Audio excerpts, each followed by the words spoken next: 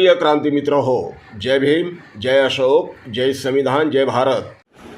प्रिय क्रांती मित्र हो, आपल्या सर्वांना क्रांतिकारी जय भीम।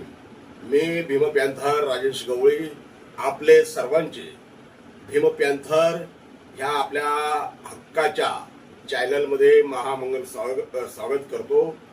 मित्रांनो,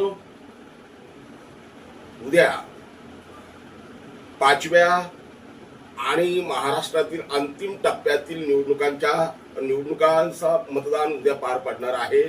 मी या व्हिडिओच्या माध्यमातून आपल्या सर्वांना एक विनम्र आवाहन करू इच्छितो की विश्वरत्न डॉक्टर बाबासाहेब आंबेडकरांनी जो आपल्याला मतदानाचा अधिकार दिलेला आहे, तो मतदानाचा अधिकार बजावण्यासाठी उद्या जास्तीत जास्त नव्हे तर सगळ्यांनीच ज्यांना मताचा अधिकार प्राप्त झालेला आहे त्या सर्वांनी आपली कामं काही काळ थांबून पहिलं मतदान केंद्रावरती जाऊन योग्य त्या उमेदवाराला आपलं मतदान द्यावं। कारण आपलं एक मत या देशाचे संविधान आणि या देशाची लोकशाही मजबूत करणार असणार आहे। त्यामुळं मतदानाला जाताना कंटाळा करू नका। ऊन लागतंय, प्रचंड ऊन आहे, याची पर्वा करू नका। कारण 5 वर्षातून हा एकदा आपल्याला अधिकार येणार आहे। संसदेमध्ये आपला प्रतिनिधी पाठवण्याचा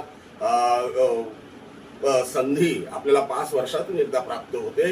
ही संधी दवडू नका आणि मोठ्या ताकदीनं आपल्या इतर मित्रांना देखील फोन करून त्यांना सुद्धा आग्रहपूर्वक मतदान केंद्रावर जाऊन मतदान करण्याचं आवाहन करा, विनंती करा। मित्रांनो, संपूर्ण देशभरात 18वी सार्वत्रिक लोकसभा निवडणूक 7 टप्प्यात पार पडणार आहे।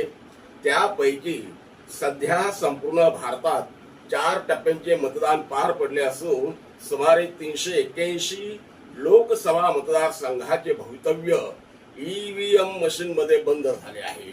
महाराष्ट्रात सुद्धा मुंबई आणि मुंबईला लागून असणाऱ्या सुमारे 13 लोकसभा मतदारसंघ वगळता सुमारे 35 मतदारसंघात निवडणूक शांततेत पार पडली असून महाराष्ट्रातील शेवटच्या टप्प्यातील म्हणजे 5व्या टप्प्यातील 13 मतदारसंघातील मतदान बाकी आहे। ते 20 मे रोजी पार पडणार आहे। धुळे, दिंडोरी, नाशिक, पालघर, भिवंडी, कल्याण, ठाणे, उत्तर मुंबई, उत्तर मध्य मुंबई, उत्तर पूर्व मुंबई, उत्तर पश्चिम मुंबई, दक्षिण मुंबई आणि दक्षिण मध्य मुंबई अशा अतिशय महत्वाच्या 13 मतदारसंघात मतदान व्हायचे बाकी आहे। अर्थात ठरल्याप्रमाणे वेळेवर हे मतदान पार पडेलही, परंतु ह्या मतदान प्रक्रियेत स्वतःला आंबेडकरी कार्यकर्ते म्हणून घेणाऱ्या दुकानदारांकडे पाहिल्यावर म्हणा किंवा तोडपाणी करणाऱ्या कार्यकर्त्यांकडे पाहिल्यावर म्हणा, मनाला वेदना होतात, यातना होतात। इतर समूह, इतर वर्ग प्रस्थापित उमेदवारांकडून मतदानाच्या बदल्यात आपल्या समाजाच्या उन्नतीसाठी मागण्या मान्य करून घेत असताना स्वतःला आंबेडकरी म्हणून घेणारे आम्ही मात्र कधी उद्धव साहेबांच्या सभेत मिरवत होतो, तर कधी शरद पवार साहेबांच्या रॅलीमध्ये मिरवत होतो, तर कधी राज ठाकरेंच्या भाषणाला हजेरी लावत होतो, तर कधी नरेंद्र मोदींच्या रोड शो मध्ये झेंड्यांचे दांडे धरण्यात धन्यता मानत होतो, तर कधी जेवणावळी करण्यात दंग होतो, तर कधी आंबेडकरी विचारधारेशी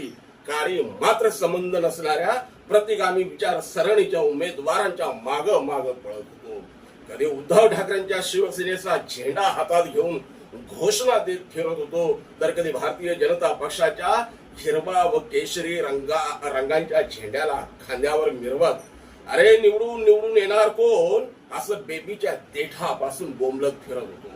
पण या सगळ्या ढंगात माझ्या निळ्या झेंड्याला मी शोधत होतो। या साऱ्या भाऊ गर्दीत माझ्या बाबासाहेबांचा निळा झेंडा एका कोपऱ्यात उदासीन अवस्थेमध्ये पडलेला होता। शिवाजी पार्कवर नरेंद्र मोदी यांच्या प्रमुख उपस्थितीत झालेल्या महायुतीच्या कालच्या सभेमध्ये इतर रंगांचे झेंडे डौलाने फडकत असताना मात्र मी माझ्या निळ्या झेंड्याला शोधत होतो। तो कुठं दिसत नव्हता। दूर कुठंतरी एखाद्या ठिकाणी दिसला तर दिसला, एवढीच काय त्याची अवस्था होती. विरोधी पक्षाच्या सभेत म्हणजे बीकेसी मैदानावर सुद्धा या उलट परिस्थिती नव्हती.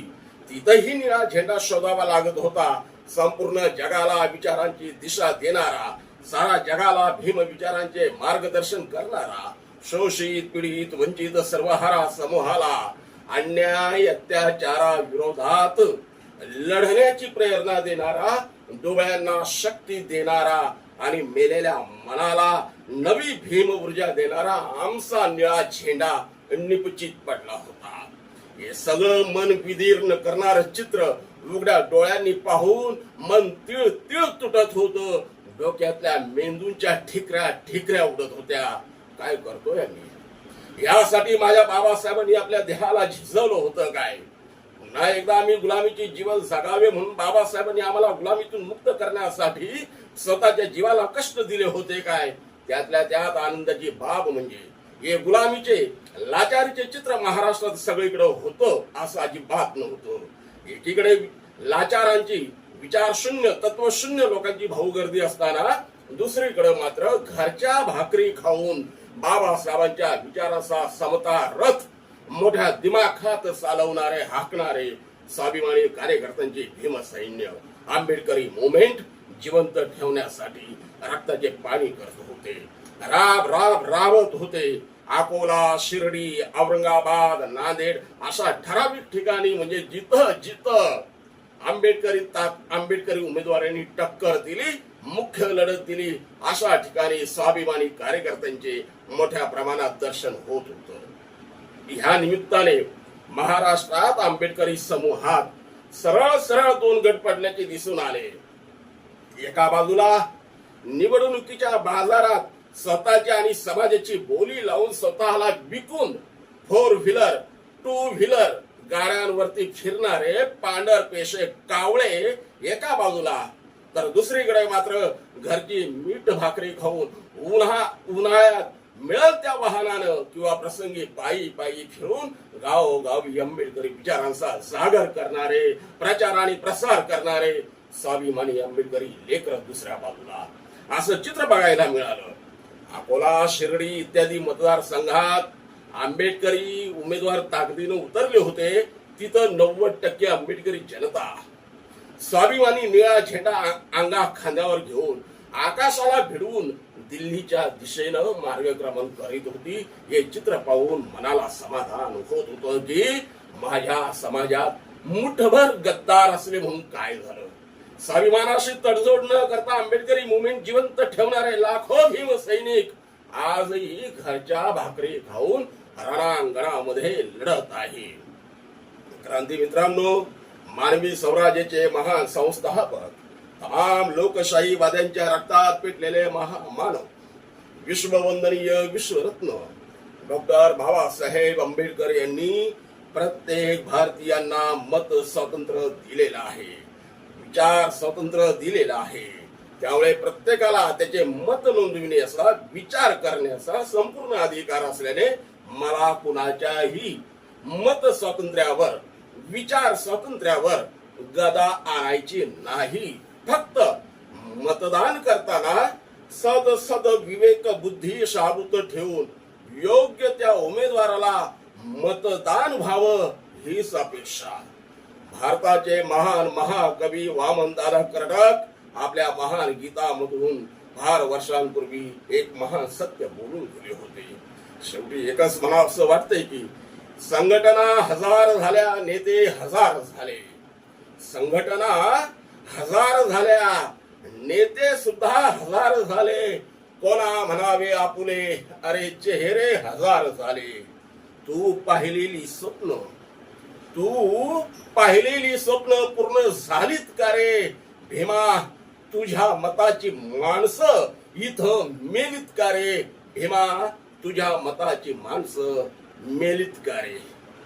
शेवटी जाता जाता आपल्या सर्वांना एक कळकळीचे आवाहन करतोय की आम्हा भारतीयांना नेमकं काय हवंय याचे उत्तर देणारी ही निवडणूक असल्याने 20 मे 2024 रोजी सकाळी 7 वाजेपासून सुरू होणाऱ्या मतदानाच्या महाउत्सवामध्ये मत अधिकार असणाऱ्या आपल्या परिवारातील मंडळींसह घराच्या बाहेर या.